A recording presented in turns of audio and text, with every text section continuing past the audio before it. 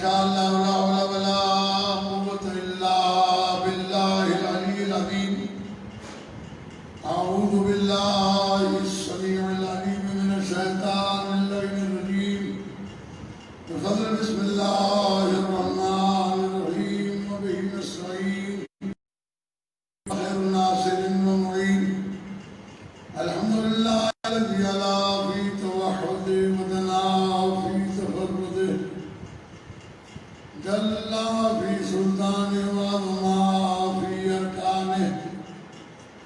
الحمدللہ الذی ہدانا لدینہ الذی ارتضی وسبیلہ الذی اصطفی ونصرنا لما یوجب ذو الفضل والرسول الیہ فامرنا لأداء فرض الجمعة وما وجب علينا فيها من الطاعات وقسموا بأهلها من العطاء في يوم الجزاء إنه هو العزيز الحكيم. اللهم صل على محمد وآل محمد. أوصيكم عباد الله ونفسي بتقوى الله. أما بعد فقد قال الله سبحانه وتعالى في محكم كتابه الكريم. بسم الله الرحمن الرحيم. وما آتاكم الرسول فخذوه وما نهاكم عنه فانتهوا. صدق الله.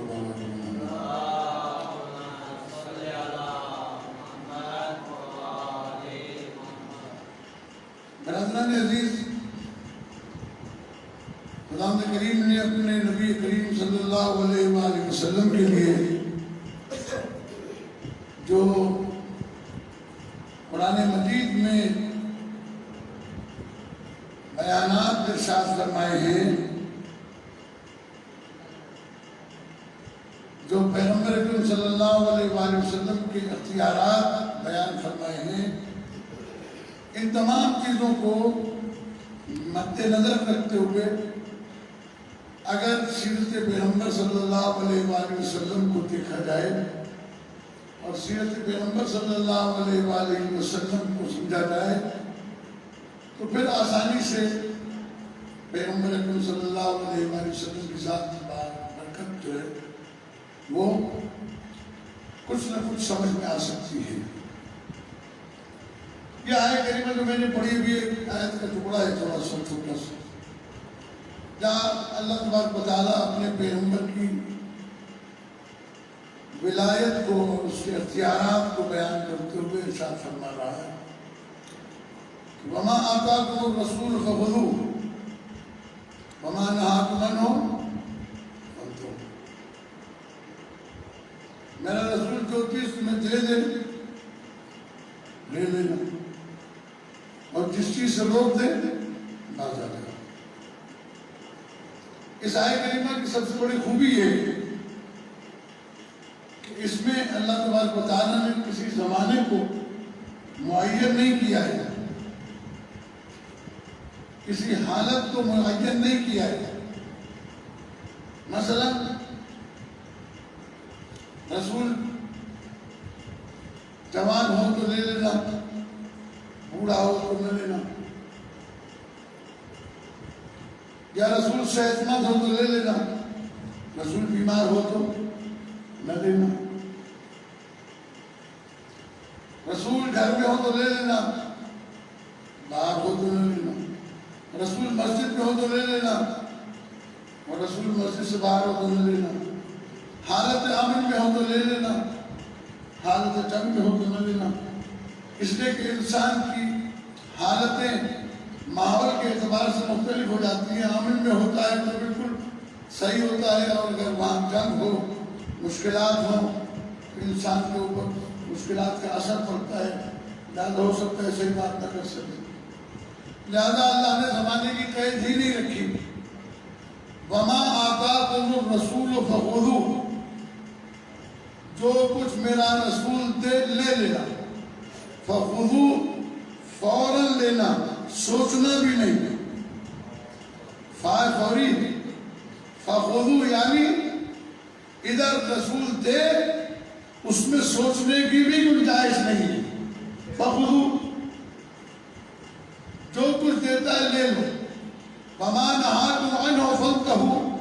اچھا یہ آیت ظاہر ہے کہ پیغمبر اکرم صلی اللہ علیہ وآلہ وسلم کی حیات طیبہ میں نازل ہوئی ہے، تو اس کا حکم پیغمبر نے کسے سنایا؟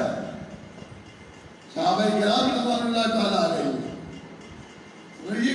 خود صحابہ بھی اس بات کے پابند ہیں کہ رسول جو دے وہ لے لو، جس چیز سے روکنے باز آ جاؤ۔ اب جو آدمی رسول کے دیے ہوئے کو نہ لے، وہ صرف رسول کا مخالف نہیں ہے، قرآن اور اللہ کا مخالف بھی ہے۔ اور جس چیز سے رسول نے روکا ہے اگر اس سے باز نہیں آتا تو کیا ہے؟ نافرمان ہے خدا کا اور قرآن مجید کا۔ تو اب رسول نے جو کچھ دیا ہے یہ رسول اسلام کی ولایت تکوینیہ ہے۔ جب جہاں جس حالت میں بھی میرا رسول تمہیں دے، اگر مسجد نبوی کے ممبر سے دے تب بھی لے لینا، اور اگر غدیر کے ممبر سے دے تب بھی لے لینا۔ آپ کے پاس اختیار نہیں ہے، سوچنے کا بھی اختیار نہیں ہے۔ اور اسی لیے قرآن مجید کی وہ آیت بار بار میں نے آپ کے سامنے پڑھی ہے۔ پروردگار عالم ارشاد فرماتا ہے فَلَا وَرَبِّكَ لَا يُؤْمِنُونَ حَتَّى يُحَكِّمُوكَ فِي مَا شَجَرَ بَيْنَهُمْ۔ اے میرے رسول، کوئی شخص مومن بن ہی نہیں سکتا جب تک کہ وہ زندگی کے تمام تر اختلافات و معاملات میں تجھے اپنا حکم نہ بنا لے۔ حکم کا مطلب فیصلہ کرنے والا، یعنی دنیا فیصلہ کرنے والے کی رسول کے فرمان کو قبول کرنے والا بنانا ہے۔ تو پہلی منزل پر قاضی بنائے، حکم بنائے، دوسری منزل پر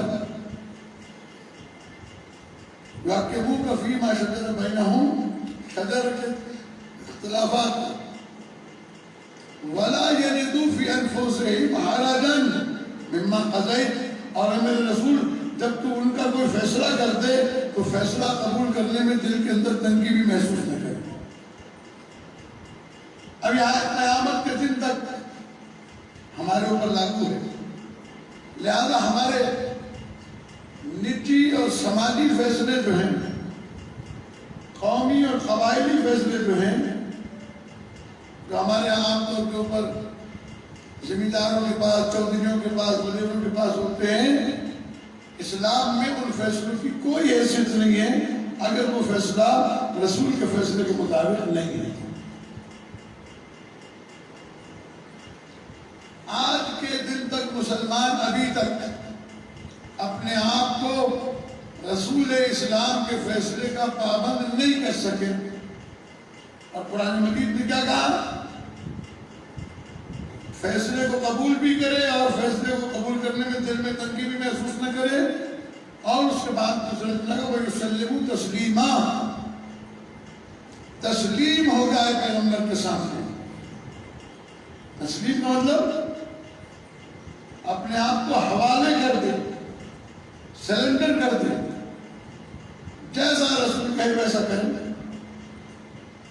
اور اس کے بعد قرآن مجید جی کے یہ احکامات اور یہ فیصلے ہیں کہ وَمَن لَمْ يَحْكُمْ بِمَا أَنزَلَ اللَّهُ، جو کچھ اللہ نے نازل کیا ہے، جو شخص اس کے مطابق فیصلہ نہیں کرتا، اس کے مطابق حکم نہیں دیتا، فَأُولَئِكَ هُمُ الْفَاسِقُونَ فَأُولَئِكَ هُمُ الْكَافِرُونَ فَأُولَئِكَ هُمُ الظَّالِمُونَ۔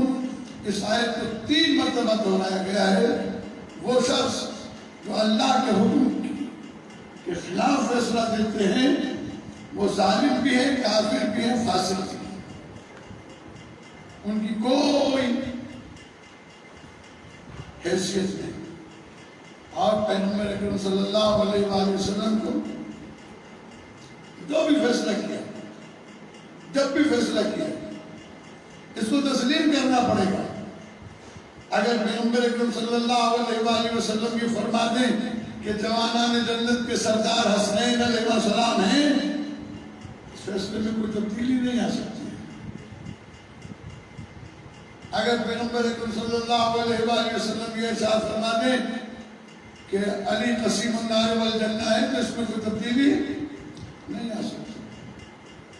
اگر پیغمبر اکرم اس فیصلہ فرما دیں کہ قیامت کے دن لواء الحمد علی کے ہاتھ میں ہوگا، کوئی بھی اسے تبدیل نہیں کر سکتا۔